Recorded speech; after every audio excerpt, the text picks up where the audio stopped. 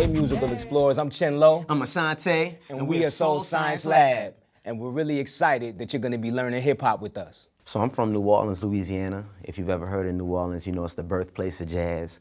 So as a young person, I would go out in the streets and we have these amazing things called second lines. And in second lines, you see brass bands, trombones, trumpets, bass drums, and tubas. And they basically march and parade up the street, play songs, and the community comes out. I saw the Marching 100 coming down the street. It was amazing. It was like nothing I'd ever seen. The guys were wearing these purple and gold uniforms, and even though they were in high school, they looked like giants to me. I said to myself, I want to join this band. I want to be in the Marching 100. A few years later, I got the opportunity, and I chose to play the saxophone. And I still play the saxophone. And I actually chose that instrument because it's what my father had in the attic. And he said, I'm not buying any new instruments. So that's what I played. Los Angeles is where I was introduced to hip hop. My older brother was into hip hop music, and of course, you know, by default, I ended up getting connected to hip hop as well.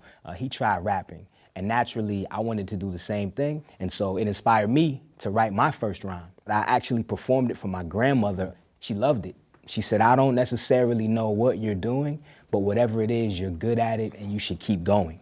And from there, I never stopped. I met Asanté actually performing with another friend. It was a great show. I saw him perform. He was an amazing saxophone player. I was an MC up and coming, and we ended up living together. So when we ended up living together, it was the perfect combination because we can make all of the noise we want. It was like heaven. We started a band together, and we've just been rocking out that way ever since.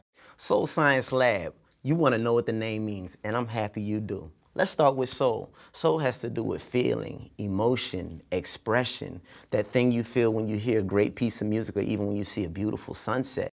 Right, and science is about experimenting and creating things that make people feel good, that make people's souls feel great. The laboratory is the place and the space we come together to make it all happen and run our beautiful experiments on your ears.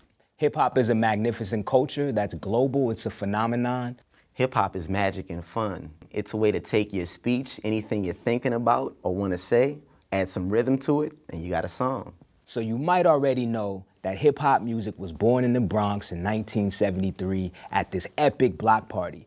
But it had its starts actually before that. So hip-hop has its roots in jazz, has its roots in blues, has its roots in R&B also.